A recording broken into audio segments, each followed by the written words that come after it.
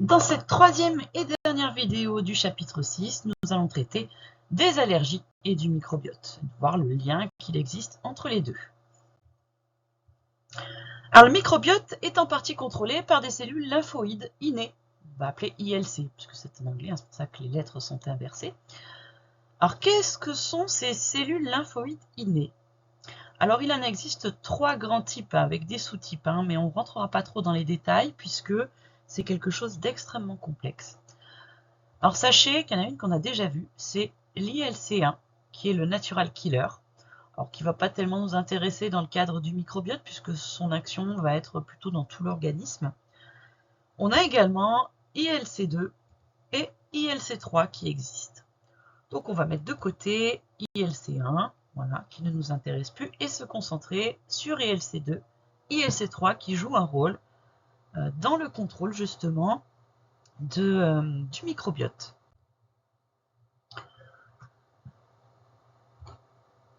Alors, si on est dans un cas de biose, ce qu'on a vu avec la vidéo précédente, à savoir un microbiote très diversifié avec un bon effectif, il va falloir quand même contrôler ces développements bactériens, ce que va faire ILC3.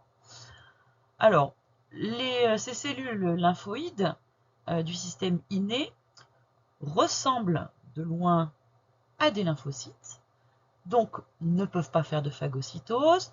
Leur seule arme, entre guillemets, alors sachant qu'elles n'ont même pas de récepteur T, c'est pas des lymphocytes T, loin de là, c'est juste que leur aspect, à savoir de cellules rondes avec un gros noyau, est à peu près le même que celle d'un lymphocyte. Mais il n'y a pas de récepteur T, par contre, elles fonctionnent beaucoup avec des interleukines. Et elles font partie du système immunitaire inné, tout simplement parce qu'elles n'ont pas besoin d'activation, comme un lymphocyte B ou comme un lymphocyte TCD8 ou TCD4. Elles fonctionnent de manière complètement autonome. Donc, lorsque le microbiote est de bonne qualité, ILC3 va juste gérer les excès de développement bactérien. Alors, comment est-ce qu'il va faire pour contrôler ce microbiote? Il va produire des interleukines. Alors, c'est plus l'interleukine 2, mais ce sont d'autres interleukines avec d'autres chiffres que je ne vous citerai pas ici pour ne pas vous embrouiller. En tout cas, on va parler de chimiokines, mais vous sachez que ce sont des interleukines, IL25, IL35, IL7, IL5, etc. Bref, et qui vont agir sur les muqueuses, c'est-à-dire sur les cellules de l'intestin, en lui disant « produis un petit peu plus de mucus ici, un petit peu moins là ». Voilà, et c'est comme ça que va se faire le contrôle de la population bactérienne. Donc évidemment, quand on est dans un cas de biose, il y a beaucoup de micro-organismes, ILC3 a beaucoup de travail à faire pour contrôler ce microbiote. Et quand il est très actif, ILC3, enfin plutôt elles, puisque ce sont des cellules, quand elles sont très actives, ces ILC3, elles vont produire aussi une interleukine, une chimiokine, qui va inhiber les ILC2. Voilà, puisqu'on n'a pas besoin d'autres cellules qui contrôlent ce qui se passe dans le système digestif et au niveau du microbiote, puisque ILC3 le fait correctement. Donc ça, c'est quand tout se passe bien, ILC2, presque pas actif, c'est ILC3 qui fait tout le travail de contrôle du développement de ce microbiote pour éviter évidemment qu'on se fasse carrément coloniser tout l'organisme. Là, ça serait pas cool. Dans le cas d'une dysbiose maintenant, donc évidemment, peu de micro-organismes avec un très faible effectif et pas de diversité, le travail d'ILC3 est extrêmement réduit, donc très peu d'action. Et dans ce cas, comme il est peu actif, l'inhibition d'ILC2 va baisser également. Alors c'est normal, puisque ILC2, sa spécialité, c'est de lutter contre des parasites qui sont plus gros, à savoir des vers ou même des cellules eucaryotes qui parasiteraient le système digestif, en tout cas sur des plus gros morceaux que les bactéries. ILC3, c'est plus les bactéries à gérer, et ILC2, c'est des choses un petit peu plus grosses. Mais du coup, ça va entraîner aussi des super inflammations. Voilà, c'est tout simplement pour se préparer.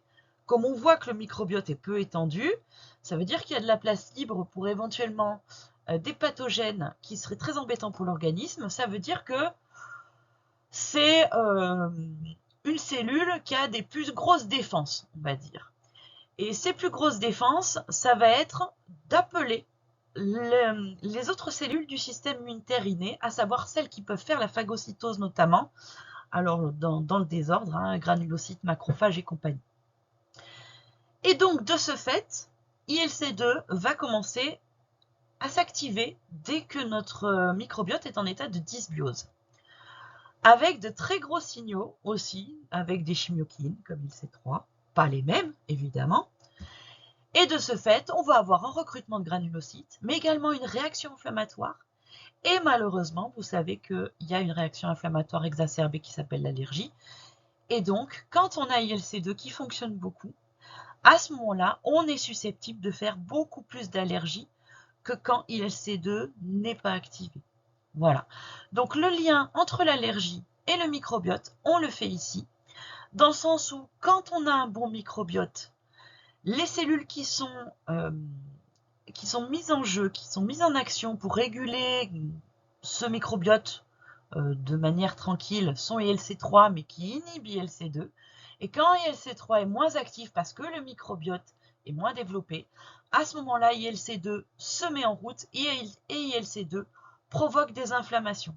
Et c'est là que vous avez beaucoup de choses négatives qui peuvent avoir lieu, à savoir évidemment les allergies alimentaires essentiellement, mais également vous allez avoir toutes les réactions inflammatoires chroniques du système digestif, maladie de Crohn, mais également rectocolite hémorragique. On peut avoir des diabètes de type 2, on peut avoir tout un tas d'éléments qui entrent en ligne de compte et qui sont très négatifs pour l'organisme. Si vous voulez, ILC2, c'est une méthode de sécurité que produit l'organisme, tout simplement pour éviter de se faire parasiter complètement par un truc qui serait très toxique, style pas un micro-organisme, mais en tout cas un parasite pluricellulaire.